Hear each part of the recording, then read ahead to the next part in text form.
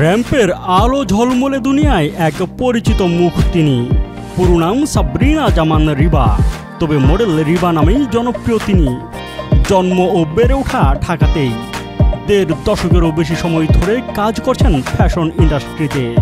দেশের শীর্ষস্থানীয় ব্র্যান্ডের মডেল হওয়ার পাশাপাশি কাজ করেছেন আন্তর্জাতিক ফ্যাশন ফিল্মেও।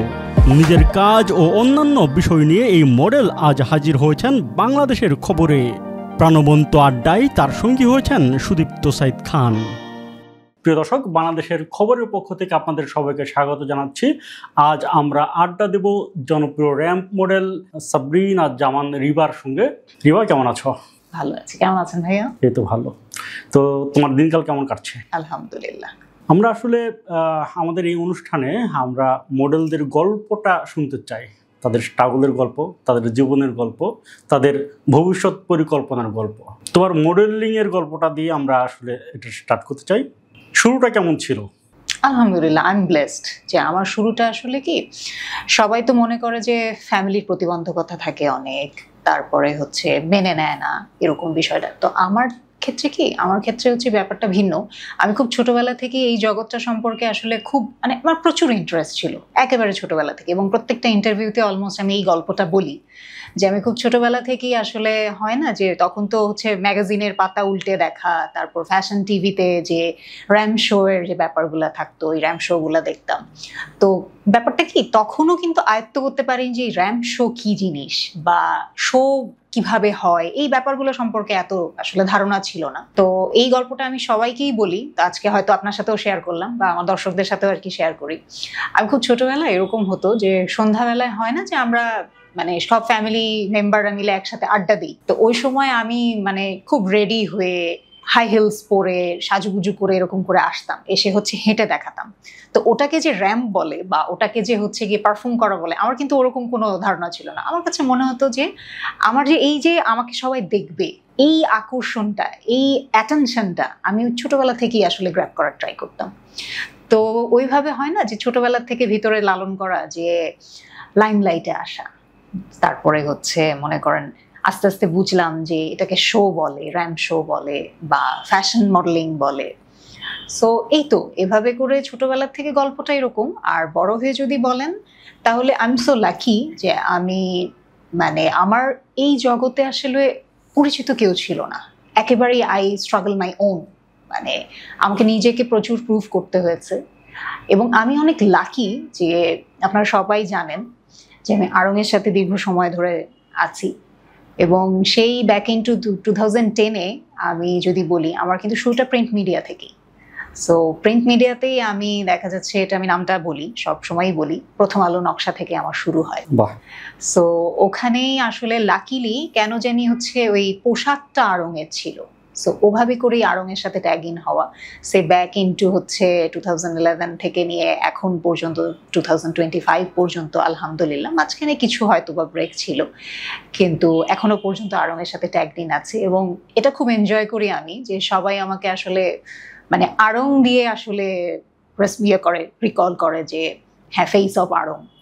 তো রিবা মানি আড়ং, আড়ং মানি রিবা। এটা আই এম সো অনার্ড। যেটা হচ্ছে তোমার জন্ম এবং বেড়ে ওঠা তো ঢাকাতেই। জি, ঢাকাতেই। সাবরিনা জামান রিবার শৈশবটা কেমন কেটেছে? আচ্ছা, আমি আসলে কোনো সময় গ্রাম দেখি নাই, আমার জন্ম ঢাকাতেই। সো আমার ছোটবেলা বলেন বা স্টুডেন্ট লাইফ যেটাকে বলে আর কি, পুরোটাই আমার হচ্ছে আমার নানা বাড়িতে, এবং উইচ মিনস এটা হচ্ছে ঢাকাতেই। সো আমি আসলে দেশের বাড়ির ফিলটা পাইনি। ঢাকার কোন অঞ্চলটাতে?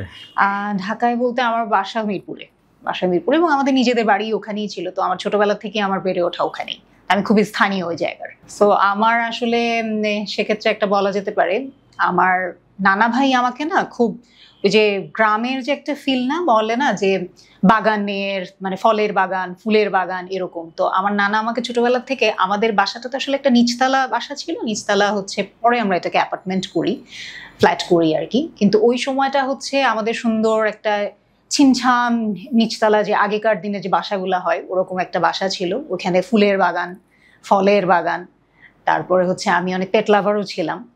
আমি এইগুলো নিয়েই আসলে আমার শৈশবটা কেটে গেছে।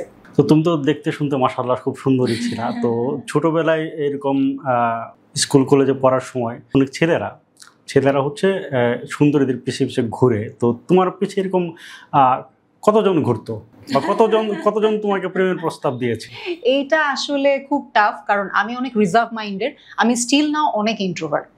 মানে আমার সাথে সবাই আমাকে একটা মানে আমি জানি না এটা জাজ করে কেন, আমি প্রচন্ড মুডি, আমি একটু কম মানুষের সাথে বেশি এরকম বলে, বাট আমি অ্যাকচুয়ালি ওরকম না। আমার সাথে যারা অ্যাকচুয়ালি মিশে তারা বুঝতে পারে যে আমি কতটা ফ্রেন্ডলি।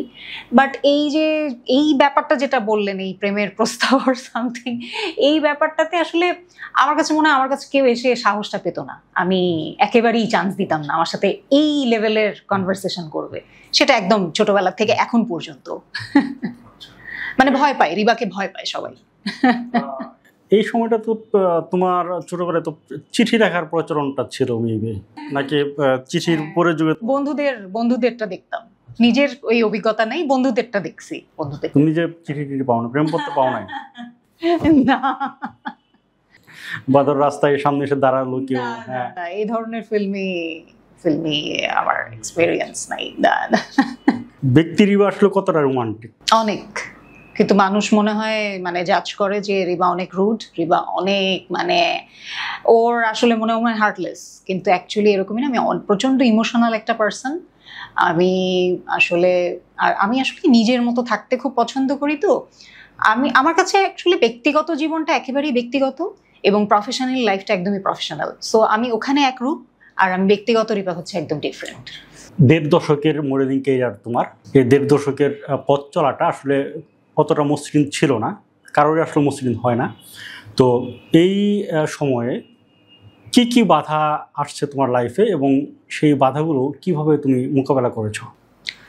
আচ্ছা ভাইয়া, এই ক্ষেত্রে আমি বলবো যে আবার বলবো যে আমি ব্লেসড।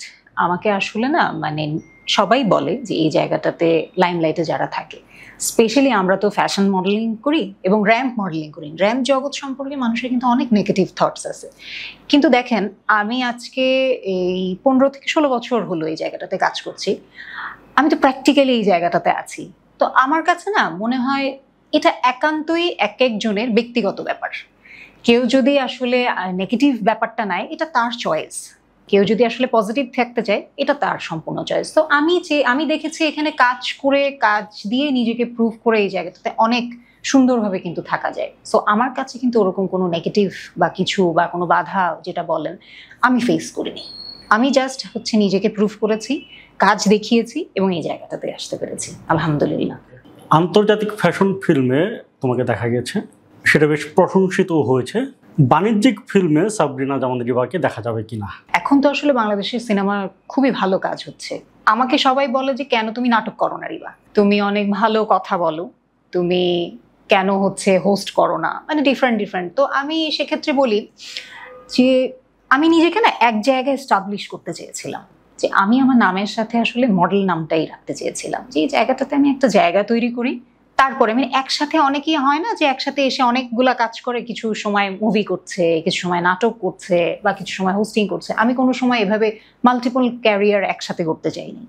আমি যেহেতু দীর্ঘ সময় হচ্ছে মডেলিং করে আসছি, এখন এই সময়ে এসে আমার ডেফিনেটলি ইচ্ছা আছে সিনেমাতে কাজ করার, বড় বড়টায় কাজ করার, but definitely it's not a commercial ওয়েতে। আমি খুব হচ্ছে আমার মনে হয় ভাই, আপনি কিছুটা হলেও আমাকে অনেক ছোটবেলা থেকেই জানেন, আমার ক্যারিয়ারের শুরু থেকেই চিনেন।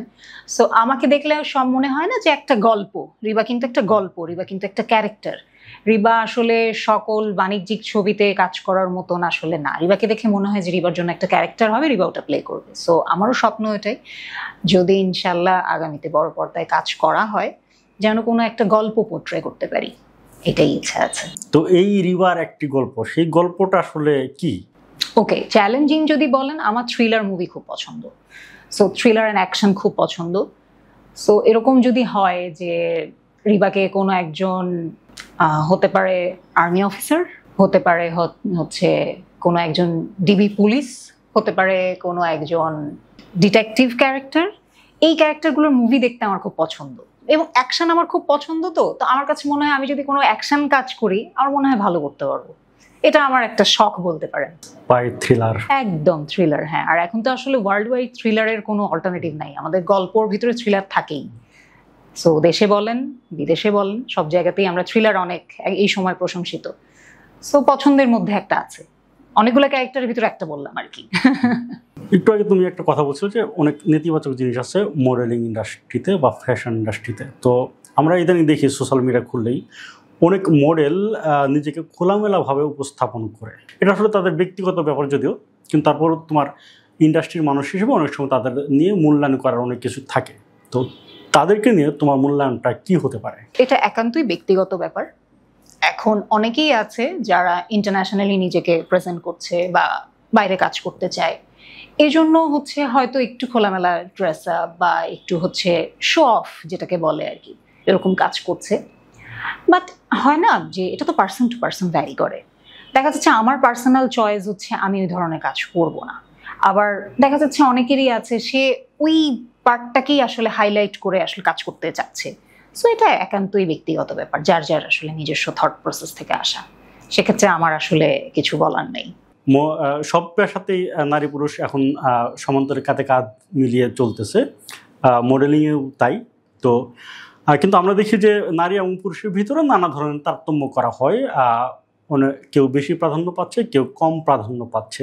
তো নারী হিসেবে এই সমস্যা তুমি ফেস করেছো কিনা, ফেস করে থাকলে সেটাকে তুমি কিভাবে দেখছো? আচ্ছা, সেক্ষেত্রে বলবো আমাদের এই ফ্যাশন ইন্ডাস্ট্রিতে কিন্তু ছেলেদের কাজ অনেক কম। এটা কিন্তু মেয়ে কেন্দ্রিক একটা ইন্ডাস্ট্রি। এখানে আলটিমেটলি আমরা ব্লেসড যে মেয়েরা কাজ সুযোগ কিন্তু বেশি পাবে।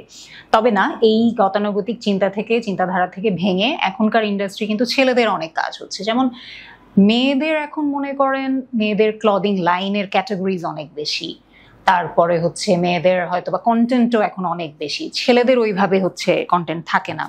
তবে এখন ওই ব্যাপারগুলো আসলে অনেকটাই ভেঙে এখন আমরা ছেলে মেয়ে নির্বিশেষে মানে আমাদের দুই সাইডেই দেখি যে না, আমরা সবাই একসাথেই কাজ করছি। সেক্ষেত্রে আমি আসলে ওইভাবে করে কোনো কিছু ফেস করিনি। বা তুমি কোথাও প্রায়োরিটি কম পাচ্ছে? না, আলহামদুলিল্লাহ আমি ওরকম আসলে ফেস করিনি সোফার এখন পর্যন্ত। অন্য নারীদের তুলনায় তুমি কম পাচ্ছে এরকম হয়েছে? সেক্ষেত্রে দেখো না, আমরা তো অলমোস্ট মনে করেন এই যে 15-16 বছর ধরে কাজ করছি। এখন এই জায়গাটাতে যতদিন তুমি নতুন ততদিন তোমার অ্যাকসেপ্টেন্স অনেক বেশি থাকবে। এবং ফ্যাশনে কিন্তু আপনার মনে করেন ফিটনেস, তারপরে হচ্ছে যদি আপনি মনে করেন মানে হয় না যে একটু মুটিয়ে না যাওয়া, ফিটনেস ধরে রাখা, তারপরে হচ্ছে তোমার লুক ওয়াইজ যদি তুমি অনেক চার্মিং থাকো, তাহলে এই জায়গাটাতে কিন্তু অনেক দিন কাজ করতে পারবেন। যেমন আমরা ইন্টারন্যাশনালি যখন দেখি, ওনারা কিন্তু হয় না যে বয়সের কিন্তু 3টা ফেজ থাকে, younger, mid age and full age. So ওনারা কিন্তু দেখবেন প্রত্যেকটা স্টেপ বাই স্টেপে না নিজেদেরকে নতুন করে আবিষ্কার করে। তো বাংলাদেশের ইন্ডাস্ট্রিতেও আমার কাছে মনে হয় যে এরকম এক্সাম্পল হওয়া উচিত যে শুধুমাত্র টিন এজ থেকে যারা কাজ করবে এমন না, বিষয়টা হচ্ছে আমরা সেকেন্ড এজে যেমন আফটার 30 যেটাকে বলি আর কি, ওই সময় গিয়ে আমরা নিজস্বতা নিজেকে আরো সুন্দর করে প্রেজেন্টেবল করে নিজের ফিটনেস যদি ঠিক রাখতে পারি, তাহলে কিন্তু আমরা অনেকদিন এই জায়গাটাতে টিকে থাকতে পারি। আর সেক্ষেত্রে বলবো যে এখন তো মনে করেন জেনজি ভার্সন চলে আসছে, ওদেরকে নিয়ে কাজের একটা বিষয় আছে। তো সেটা আসলে আগেও ছিল, আমরাও একটা সময় নতুন ছিলাম বা আমাদের আগে জেনারেশনও অনেক নতুন ছিল। তো এই জায়গাটাতে নতুনদের অ্যাকসেপ্টেন্স অনেক বেশি। যত তুমি পুরাতন হবা সেটা আসলে ডিফারেন্ট ওয়েতে তোমাকে প্রেজেন্ট করতে হবে, তোমাকে আসলে প্রুভ করতে হবে প্রতি মুহূর্তে। আরেকটা হচ্ছে যে নারী হিসেবে আলাদাভাবে কোনো সমস্যার সম্মুখীন হতে হয়েছে কিনা, মানে এটাকে আপনি বলতে চাচ্ছেন পেশা হিসেবে? পেশা হিসেবে না, সেক্ষেত্রে আমি বলবো যে এখন মানে মডেলিংটাকে প্রফেশনালি নেওয়া যেতে পারে, কারণ এখন অনেক জায়গাতেই হচ্ছে রেমুনারেশনের যে ব্যাপারটা, আমরা অনেক হাইলি পেইড হচ্ছি, আমাদের এখন কাজের স্কোপ অনেক বেড়ে গেছে। কারণ নট অনলি মডেলিং এর পাশাপাশি আপনি হচ্ছে স্টাইলিং এর কাজ করতে পারবেন, ডিরেকশনের কাজ করতে পারবেন, কোরিওগ্রাফি করতে পারবেন। তো এখন কিন্তু আসলে না একটা দিকে এঙ্গেজ হয়ে মানুষ কাজ করছে না। অনেকেই দেখবেন, আমি নিজেও আসলে একসাথে অনেক কিছু করার এখন চেষ্টা করছি, শুরুতে না, কারণ তখনকার স্কোপগুলো কিন্তু এখনকার মতন না। এখন কিন্তু আমাদের কাজের অসংখ্য স্কোপ হয়েছে। সো আমি যদি মাল্টিফাংশনাল হই এখন, তাহলে আলহামদুলিল্লাহ আমি বলতে পারি যে না, এই জায়গাটা থেকে আসলে ক্যারিয়ার বিল্ড করা যায়। তো এই জায়গা থেকে নতুনরা যারা আসতে চাচ্ছে, নতুনদের উদ্দেশ্যে তোমার কি পরামর্শ থাকবে? হ্যাঁ, নতুনদের জন্য আমি সবসময় একটা কথা বলি ভাইয়া, সেটা হচ্ছে কি মানে এখনকার জেনারেশনটা না খুব অস্থির জেনারেশন। আমার কাছে মনে হয় যে ওনারা আসুক, মোস্ট ওয়েলকাম ওনাদের জন্য সবসময়, কারণ ওরা অনেক ট্যালেন্টেড। ওরা কিন্তু এখন দেখা যাচ্ছে এই সোশ্যাল মিডিয়ার একটা প্ল্যাটফর্ম পেয়েছে, যেগুলো আমাদের সময় ছিল না।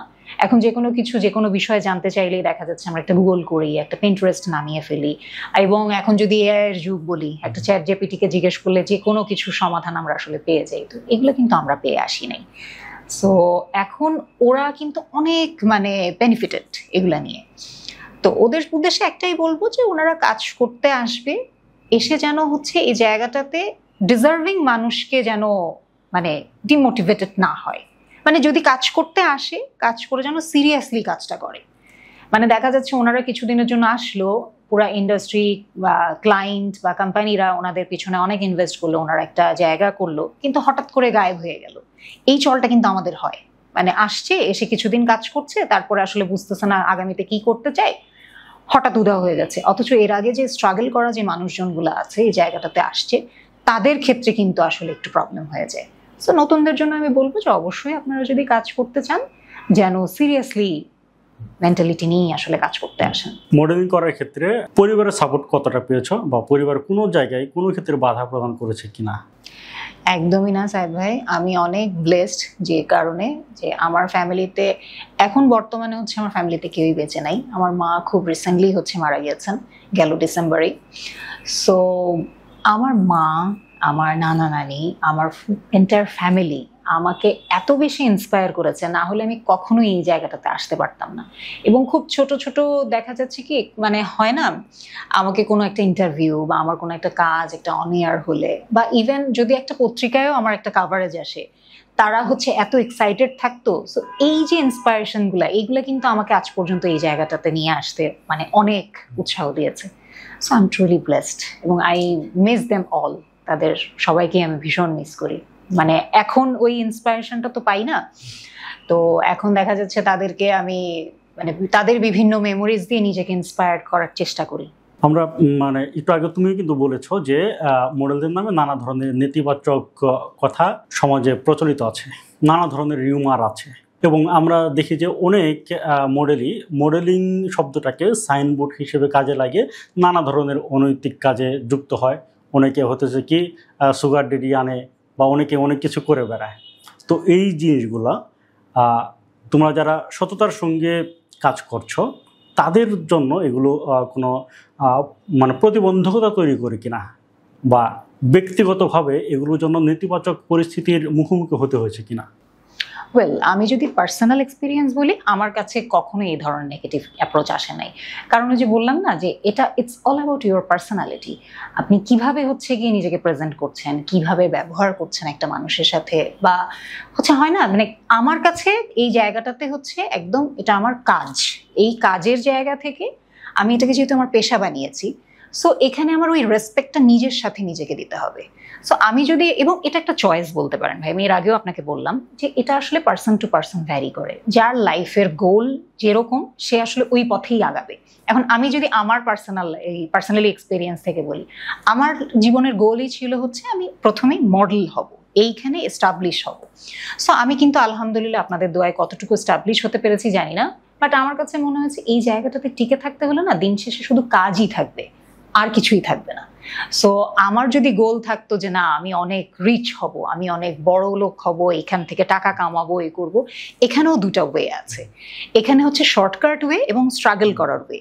So I choose struggle. এবং আমি আমার পার্সোনালিও হচ্ছে গিয়ে আমি সবসময় এই ধরনের মানুষকে পছন্দ করি। আমি নিজেও এরকম, তো যে স্ট্রাগল করা মানুষের কিন্তু কোনোদিন মানে হয় না যে আল্লাহ আসলে সৎ মানুষকে কোনোদিন ঠকায় না। এবং এটা তার হয়তোবা অনেক মানে পথ পাড়ি দিতে হয়, অনেক জায়গায় সে হয়তোবা ঠকে, বা এই যে লেসনগুলো থাকে, এই লেসনগুলো থেকেই কিন্তু না একটা সময় দেরিতে হলেও সে কিন্তু তার চূড়ান্ত জায়গায় পৌঁছে যায়। সো আমি ওই হার্ডওয়ার্কিং, আমি প্রচণ্ড হার্ডওয়ার্কিং। আমি আসলে বিলিভ করি যে একটা মানুষ যদি আসলে অনেক স্ট্রাগল করে, হার্ডওয়ার্ক করে, সে তার নির্দিষ্ট গোলে আসলে পৌঁছাবেই। সো সেটার জন্য আসলে কোনো নেগেটিভ কিছু নিজের মধ্যে আনার দরকার হয় না। তো এই যে ১.৫ দশক ধরে তুমি মডেলিং করছো, তুমি কি আসলে তৃপ্ত নিজের কাছে? তুমি যেটা হতে চেয়েছিলা, মানে ১৫ বছর আগে যে স্বপ্ন নিয়ে তুমি ইন্ডাস্ট্রিতে পা রেখেছিলা, সেটা কি আসলে সেই স্বপ্নকে পূরণ হয়েছে, নাকি এখনো কিছুটা বাকি রয়ে গেছে বা অতৃপ্তি রয়ে গেছে না? এই ক্ষেত্রে বলবো একদমই আমি আনস্যাটিসফাইড না। I am satisfied and blessed and আলহামদুলিল্লাহ। পুরা এন্টায়ার ফ্যামিলি আমার কাছে, আমার ইন্ডাস্ট্রি আমার ফ্যামিলি। সো এটা আমার সেকেন্ড হোম। আমার কাছে মনে হয় এটা আমার সেকেন্ড হোম।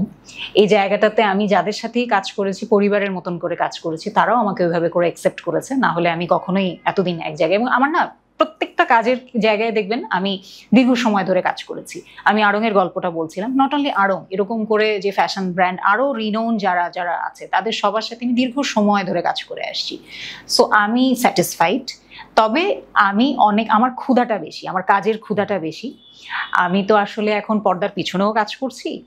সো আমার কাছে মনে হয় আমার শেখার, আমার করার আরো অনেক বাকি। আমি জাস্ট হয়তো বা একটা স্টেপ পার করে সেকেন্ড স্টেপে আসছি। সো আমি যদি অন স্ক্রিনে আরও কাজ করি, দেখা যাচ্ছে এখানেও আরও কিছু প্রুভ করার আছে, আমি আরও কাজ করে যেতে চাই। আর যদি আমি ইন বিটুইন ক্যামেরার পিছনে কাজ করছি, সেখানেও আমার আসলে সেকেন্ডলি নিজেকে প্রুভ করার অনেক কিছু আছে। সো আমি কখনোই আসলে নিজেকে নিয়ে 100% পারফেক্ট বলি না, এবং আমি অনেক খুঁতখুঁতা টাইপের একটা মানুষ। আমি যে কোনো কাজ যদি ধরি আমি সেটা 100% করবো এরকমই করি না, আদারওয়াইজ আমি ওই কাজ করি না। সো আমি মানে শিখছি, আমি এই শেখাটাকে আসলে এনজয় করছি। মডেলদের যত বয়স বাড়ে তত হচ্ছে যে তাদের কদর কমতে থাকে। তো তুমি তো অলরেডি 15 বছর পার করে ফেলছ, মানে এই ইন্ডাস্ট্রিতে বুড়ি হওয়ার পথে ধীরে ধীরে এগিয়ে যাচ্ছ। তো কিছুদিন পর আরো কদর আরো কমে যাবে, তো তখন আসলে কি করবা? ভবিষ্যৎ পরিকল্পনা কি? এইটা কি আসলে একেবারেই ঠিক বলে আপনার কাছে মনে হচ্ছে? আমরা যদি একটু মানে আমাদের দেশেও এরকম অনেক উদাহরণ আছে যে তারা এই যে নতুন করে নিজেকে উপস্থাপন করছে, এবং ইন্টারন্যাশনালি যদি দেখি তাহলে তো মানে ও মাই গড, মানে ওরা যত এইজ তত, এবং এটা আমি খুব বিলিভ করি যে যত এইজ তত ম্যাচুরিটি আসে এবং নিজেকে আরো প্রেজেন্ট করার একটা নতুন ওয়ে থাকে। টিনেজার বয়স এবং বয়স কম থাকলে তো বিউটিফুল, এমনিই বিউটিফুল, ন্যাচারালি বিউটিফুল, এবং এই চ্যালেঞ্জটা কিন্তু আসলে তখনই আসে যখন আপনার এইজটা ম্যাচিউরড হয়। সো আমার মনে হয় আমি কিছুটা ওই ম্যাচুরিটির দিকে আসছি। এবং এটা প্রশ্ন আমি আপনাকে এর আগে উত্তর দিলাম যে ইটস অল অ্যাবাউট না, মানে তুমি কিভাবে নিজেকে প্রেজেন্ট করছো, তোমার ফিটনেস, মানে মডেলের ক্ষেত্রে আমি বলবো এটা ফিটনেসটা খুবই জরুরি। তুমি যদি আসলে মুটিয়ে না যাও, তুমি যদি আসলে দেখতে তোমার বয়সটা, যেমন আমার ক্ষেত্রে সবাই বলে যে রিবা তোমার এজ একবারই বোঝা যায় না। সো আমি তো ন্যাচারাল ব্লেসড আলহামদুলিল্লাহ, বাট যদি ধরে রাখতে, ইয়াঙ্গার জিনিসটা যদি ধরে রাখতে পারো তাহলে তো এই জায়গাটাতে ইটস আ সেকেন্ড স্টেপ, মানে এটা লাইফের জাস্ট সেকেন্ড স্টেপ, আরো তো অনেক বাকি। সো আমি ওই চ্যালেঞ্জটা আসলে ওই চ্যালেঞ্জের মধ্যেই আছি। মডেলিং পাশাপাশি আর কি কি করা হচ্ছে বা ভবিষ্যতে কিছু করার পরিকল্পনা আছে কিনা? আচ্ছা ভাইয়া, আমি হচ্ছে কোভিডের পরের থেকে, আসলে কোভিডের পরে কিন্তু সবাই আমরা একটু হয় না যে ইউ নিড মোর ব্যাকআপ, মানে ব্যাকআপ প্ল্যান করা। এবং আমার আসলে সবসময় ইচ্ছা ছিল যে আমি 9 to 5 জব করব না, আমি ক্রিয়েটিভ সাইডে কাজ করব। এবং ছোটবেলার গল্প থেকে তো বললে আমি এই সেক্টরটা আমাকে অনেক টানে, আমি মডেলিংয়ের বিষয়টা আমাকে অনেক টানে। তো ওই জায়গা থেকে এই জায়গায় ক্যারিয়ার বিল্ড করা, এবং এই জায়গাটাতে যেহেতু দীর্ঘ সময় ধরে আছি, এই জায়গার অভিজ্ঞতাটা নিয়ে আসলে কাজ করার ইচ্ছা। সো সেই চিন্তাধারা থেকেই কোভিডের পরের থেকে ব্যাক ইনটু 2-3 ইয়ার্স ধরে আমি আসলে উদ্যোক্তা হিসেবে কাজ করছি। আমি ফ্যামিলির সাথেই কাজ করছি। সো হোপফুলি হয়তো সামনে আপনারা সব ইন ডিটেল জানতে পারবেন। রিবা হচ্ছে মডেল, তো দীর্ঘদিন ধরে সবসময় একটা চর্চার ভিতরে থাকতে হয়, নিজের লাইফস্টাইল নিয়ে সবসময় সচেতন থাকতে হয়। তো যখন তুমি বাইরে বের হও তখন তো মেকআপ নিয়ে বের হও, বাসায় যখন থাকো তখনও কি তুমি মেকআপ নিয়ে রাখো? আমি ইভেন বাইরে গেলেও মেকআপ নিয়ে ওইভাবে বের হই না। আমি আজকেও আসলে খুব লাইট মেকআপে আছি। আমি আসলে পর্দার সামনে যদি ক্যারেক্টার আমাকে মানে ডিমান্ড করে যতটুকু মেকআপ করতে হবে, যতটুকু প্রিপেয়ার হতে হবে, আমি ততটুকু প্রিপেয়ার হই। আর যদি ব্যক্তি জীবনের রিবা বলেন, আমি একদমই হচ্ছে মানে যত সিম্পল অ্যাজ দ্যাট থাকা যায়, এবং মেকআপ থেকে আমি দূরে থাকি। মানে আমার এটা খুব পছন্দের, আমার ন্যাচারাল বিউটি অনেক ভালো লাগে। আমি দেখতে যতটুকুই সুন্দর হই বা অসুন্দর হই ডাজন্ট ম্যাটার, বাট আমার আসলে ন্যাচারাল থাকাটা ভীষণ পছন্দের। ওকে, মেয়েদের পছন্দ হচ্ছে শাড়ি, অনেকেই সালোয়ার কামিজ ব্যবহার করে। রিবা কোনটা বেশি পছন্দ করে, শাড়ি নাকি সালোয়ার কামিজ? দুটোই, কিন্তু মোস্ট ইম্পর্টেন্টলি শাড়ি আমি ক্যারি করতে ভীষণ পছন্দ করি, এবং আমাকে সবাই বলে রিবা ইটস বর্ন ফর শাড়ি, মানে রিবা শাড়ির জন্যই আসলে জন্ম হয়েছে এরকম। লাল টিপ না নীল টিপ? দুটোই। কোন কালার লিপস্টিক সবচেয়ে বেশি প্রিয় তোমার? Natural shade. বাংলাদেশের রিবার আদর্শ মডেল কে, এবং বিদেশে রিবার আদর্শ মডেল কে? বাংলাদেশে তো ডেফিনেটলি মৌ আপা। ইন্টারন্যাশনালি আসলে অনেকেই আছে। সো এই মুহূর্তে আমার আসলে খুব মনে পড়ছে হচ্ছে জিজি হাদিদের কথা। রিভার ডায়েটিং ইয়াটা কি? তুমি তো ডায়েট করো তাই না? একেবারেই না, একেবারেই না। আমি ন্যাচারালি আসলে খুব ব্লেসিং, আমার জিন আসলে অনেক ভালো, আমি ফ্যামিলি থেকেই বলতে পারেন। যেটা বেসিক ফলো আপ করি আমি খুব কম, আমি একেবারে ফুডি না, আমি হচ্ছে খুব লিমিটেড খাওয়া দাওয়া করি, মানে আমি যাই খাই খুব সীমিত, এবং দেখা যাচ্ছে কি টাইমটা মেনটেন করি, কিছুটা টাইম মেনটেন করি। এবং ফিটনেসটা কি না, ইটস অল অ্যাবাউট হচ্ছে লাইফস্টাইল। আমার কাছে মনে হয় যে এটার জন্য খুব কঠিন ডায়েট করা বা হচ্ছে খুব হার্ড হচ্ছে লাইফস্টাইল মেনটেন করা এটা লাগে না, কিন্তু খুব বেসিক যদি আপনি একটু ঘুমটা ঠিক রাখেন, একটু পানি খান, বা হচ্ছে আপনি যদি জিম না করে একটু দৌড়ান, যেমন আমি হচ্ছে সময় পেলে একটু হাঁটি, মানে টাইম নিয়ে আসলে হাঁটি, অথবা বাসায় ফ্রি হ্যান্ড এক্সারসাইজ করি। জিমে যাও না, জিমে একেবারেই না। একটা সময় হয়তো বা করতাম, মানে ওটা শখে, মানে জাস্ট এক্সপ্লোর করা, যে জিম সবাই অ্যাটেন্ড করে দেখি। তো আমার জন্য আসলে জিমের দরকার হয় না, আমি আসলে আমার ফুড হ্যাবিট অ্যান্ড লাইফস্টাইলটাই আমাকে আসলে হেল্প করে। এআই কি মডেলিং এর জন্য হুমকি হয়ে যাচ্ছে? দেখেন, যত দিন যাবে হচ্ছে আমরা অনেক টেকনিক্যাল সাপোর্ট পাবো, আমাদের লাইফস্টাইল অনেক ইজি করে দেওয়ার জন্য। আসলে আমি এটা বলবো যে এআই আমাদের লাইফস্টাইল ইজি করে দিতে পারে, বাট একটা লাইফ ব্যাপার কিন্তু আছে। লাইফ যে জিনিসটাতে আপনি তৃপ্তি পাবেন, আনন্দ পাবেন, সেটা কিন্তু একটা সফটওয়্যার আপনাকে এনে দিতে পারবে না। হ্যাঁ, হেল্প করতে পারে, একটা সফটওয়্যার আপনাকে হেল্প করতে পারে, বাট আমার কাছে মনে হয় না যে একটা লাইফ, যে একটা মানুষের যে প্রেজেন্স বা লাইফ যে অ্যাক্টিভিটিস, সেটা কখনো একটা সফটওয়্যার এনে দিতে পারে না। এটা আমাদের একটা হেল্পফুল পার্ট হতে পারে। ফেসবুক, ইউটিউবে কি তুমি আসক্ত নাকি? একেবারেই না, আমি জাস্ট আমার মানে পেশার খাতিরে এই সোশ্যালগুলো মেনটেন করি। আই উইশ আমি সবসময় চিন্তা করি যে আমি সোশ্যাল থেকে যদি আসলে ইভেন আমি দূরেই থাকি, আমার সোশ্যাল থেকে আমি দূরেই থাকি, যে দেখা যাচ্ছে কাজের জন্য আসলে আমাকে এটা মেনটেন করতে হয়। আচ্ছা, ভক্তদের কমেন্টকে কিভাবে হ্যান্ডেল করে রিবা? আমি পড়ি, আমি ওনাদের কমেন্ট পড়ি, সেটা যেই কমেন্টই আসুক না কেন, এবং আমার ক্ষেত্রে খুব পজিটিভ এবং অ্যাপ্রিসিয়েশন কমেন্টসই থাকে। সো আমি ওদের মানে দর্শকদের জন্য কিন্তু আমরা, সো ওদের যেই চাহিদা, ওদের যেই থট প্রসেস, এটা আমাদেরকে আসলে ফলো করা উচিত। আমি সবসময়ই এটা ফলো করি, দেখি, এবং সুযোগ বুঝে ফ্রি থাকলে রিপ্লাইও করি। আচ্ছা, যদি সিনেমা বা নাটকে কাজ করতে বলা হয়, কোন ডিরেক্টরকে তুমি বেছে নিবা? এটা একটু খুব ডিফিকাল্ট হয়ে যাবে, এখন আসলে অনেকেই অনেক ভালো কাজ করছে। আমি free to work with everyone, আমি আসলে সবার সাথেই কাজ করতে চাই। টক না ঝাল, কোনটা পছন্দ করো? আমি আসলে মানে not too much spicy, not too much sweet, আমি খুব নিউট্রাল একটা মানুষ। সো আমি খাবারের ক্ষেত্রেও খুব পিকি, আমি আসলে সব খাবার খাই না।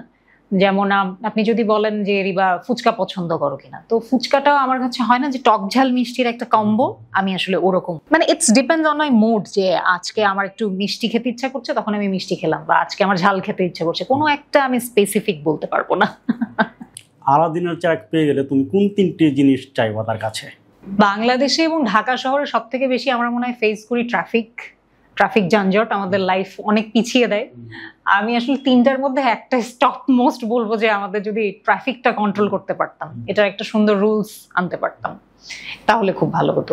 একটা মাত্র বললা? আমি ওভারঅল একটা মিলিয়ে বলে দিলাম, এটা মোস্ট ইম্পর্টেন্ট আমার কাছে মনে হলো। তুমি কি সি বিচে যেতে চাও না? I wish sea beach. না, ওটা তো আমি এমনিই যেতে পারবো, ওটার জন্য আমার আমাদের চেরাগ লাগবে না। রিবা যদি হলিউড বা বলিউডে কাজের সুযোগ পায় তাহলে করবে কিনা? ইন্টারন্যাশনাল অবশ্যই। আচ্ছা, সেক্ষেত্রে কার সঙ্গে কাজ করতে আগ্রহী তুমি?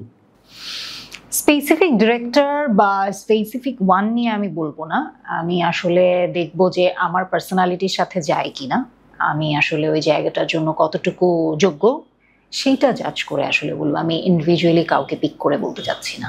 ওকে, রিবা কি রান্না করতে পারে? আর করতে পারলে কোনটা ভালো রাঁধে? হ্যাঁ, আই ক্যান কুক। আর এখন তো আম্মা চলে যাওয়ার পরে নিজেদের সবকিছু প্রিপেয়ার করতে হয়, বাট আমি বলবো যে আমি খুব প্রো লেভেলের কুক না, আমি খুব ভালো রান্না করতে পারি না, but I am a survival cook. আর রান্না যদি বলেন গরুর মাংস। গরু মাংস তাহলে একদিন খাইতে হয় ইনশাআল্লাহ। কবে দাওয়াত দিবা? ইনশাআল্লাহ, এনিটাইম। রিবার মন খারাপ হলে সে কি করে? নিজের সাথে সময় স্পেন্ড করি, নিজের সাথে কথা বলি, এবং আমি খুব চেষ্টা করি আল্লাহর সাথে কানেক্ট করতে। আমি নামাজ পড়ি, আমি আল্লাহর সাথে খুব কানেক্ট করার চেষ্টা করি, আমি আল্লাহর সাথে কথা বলি। আমার এটা খুব পছন্দের একটা পার্ট বলতে পারেন ডেইলি লাইফের মধ্যে। তোমার প্রিয় নায়িকা কে? বাংলাদেশে অবশ্যই জয়া আহসান। উনি আমার ওয়ান অফ আইডল বলতে পারেন। এটা তো তোমার ব্যক্তিগত, আমরা একটু জানতে চাই, ধরো শাবনূর, মৌসুমী এবং পপি, এই তিনজনের ভিতরে একজনকে তোমাকে বেছে নিতে বলা হলে তুমি কাকে বেছে নিবা? আমি কিন্তু ছোটবেলায় না ভীষণ এই বাণিজ্যিক ছবি দেখে বড় হয়েছি। আমার মা আসলে খুব সিনেমা পছন্দ করতেন তো, এবং আমার এই এক্সপেরিয়েন্সও আছে, আমি খুব কমার্শিয়াল মুভিগুলা হলে গিয়েও দেখেছি। সো সেক্ষেত্রে কিন্তু আমাকে আরেকটা জিনিস অ্যাড করি, আমাকে ছোটবেলা থেকে অনেকে বলতো আমি নাকি নায়িকা মৌসুমীর মতো দেখতে। সো আমি এটা খুব এনজয় করতাম। আমি নিজে জানি না, নিজেকে আমার কাছে অত একটা মনে হয় না, বাট মৌসুমী আপার কথা আমাকে বলতো যে রিবা মৌসুমীর মতো দেখতে। সো মৌসুমী আপাকে পছন্দ। আর শাবনূর আপার যেটা হচ্ছে, শাবনূর আপার অ্যাক্টিং এর আমি অনেক ফ্যান ছিলাম ছোটবেলায়, ভীষণ সাবলীল অ্যাক্টিং করতো। পপি আপা ওয়াজ ভেরি স্মার্ট ওয়ান। ওই সময় যদি মডেল বলেন না, যে আমি কিন্তু মডেলিং এর ওই পার্টটা কিন্তু পপি আপাও একজন হতে পারে, যে আমি ওনাকে দেখে শিখেছি, যে she is very smart one actually. So I like both. বাংলাদেশের তিনজন নায়কের সঙ্গে তোমাকে সিনেমায় অফার করা হলো, তুমি কাকে বেছে নেবা? শাকিব খান, আরিফিন শুভ, সিয়াম আহমেদ। তিনজনের সাথেই অভিনয় করা যাবে না? একজনকে বেছে নিতে হবে। আমি তো তিনজনের সাথেই 3টা মুভি করে ফেলতে চাই। না, একজন। না, এটা ভেরি ডিফিকাল্ট। তারপরেও আছে না যে একজনকে নিতে হবে?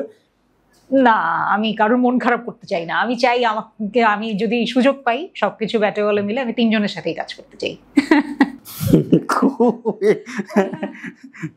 দর্শক, আমরা এবার চলে যাচ্ছি কোয়েশ্চেন উইথ চ্যাটজিপিটির কাছে আমরা জানতে চাইবো যে ফ্যাশন মডেল রিবাকে সে কিছু ফানি কোয়েশ্চেন করবে, কিছু মজার প্রশ্ন করবে। 1 নম্বর প্রশ্ন করছে, যদি ফ্যাশন শো র্যাম্প হঠাৎ গ্রামের হাট বাজারের রাস্তা হয়ে যায়, তুমি তখন কেমন করে হাঁটবে? Sounds interesting.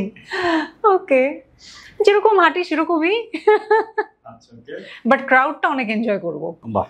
2 নম্বর প্রশ্ন, রিবা, তোমার আলমারিতে বেশি কোনটা আছে, ড্রেস নাকি ফটোশুটে খাওয়ার জন্য লুকিয়ে রাখা চিপস? ও মাই গড, নো, ডেফিনেটলি ক্লদিং। ওকে। 3 নম্বর প্রশ্ন করেছে, যদি তোমাকে বলা হয় একদিন শুধু পাজামা পরে ফ্যাশন শো করতে হবে, তুমি রাজি হবে নাকি পালাবে? Definitely no. ওকে। 4 নম্বর প্রশ্ন, কোনোদিন কি তোমার হাই হিল দেখে রিক্সাওয়ালা ভয় পেয়ে বলে উঠেছে, আপা রিক্সা উল্টে যাবে? না, আমি আসলে হাই হিলস পরে রিক্সায় উঠি নাই কখনো, খুব একটা হাই হিলস পরে ওঠা হয় নাই। রিবা, তুমি ফ্যাশন শোতে কুকুর নিয়ে হাঁটতে চাইবে নাকি মুরগি নিয়ে? কোনোটাই নয়। তোমার হাসি দেখে যদি কেউ বলে এটা ফ্যাশন নয়, ন্যাচারাল গ্ল্যামার, তুমি কি উত্তর দেবে?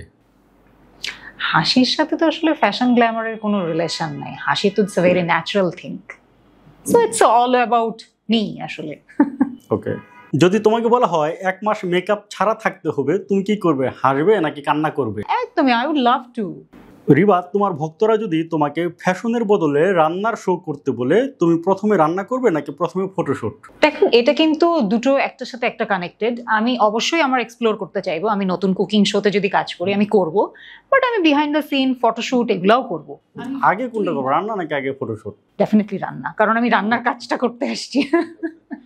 ওকে। শেষ প্রশ্ন এসে বলছে, তুমি কি বিশ্বাস করো ভক্তরা তোমার ফ্যাশনের চেয়ে তোমার হাসির ফ্যান বেশি? আ বিট ট্রু, কারণ এই কমপ্লিমেন্ট আমি পাই। বাহ। তো চ্যাটজিপিটিকে ধন্যবাদ দেওয়া উচিত যে তোমার সম্পর্কে সে জেনে বুঝেই প্রশ্ন করেছে। দর্শকদের উদ্দেশ্যে তোমার কিছু বলার থাকলে বলতে পারো। সো দর্শকদের জন্য একটাই বলবো, যে আপনাদের জন্যই আসলে আমরা, আপনাদের দোয়া, আপনাদের ভালোবাসা, আপনাদের ইন্সপিরেশনই আমাদেরকে আসলে কাজ করার অনেক সামনের দিকে এগিয়ে নিয়ে যায়।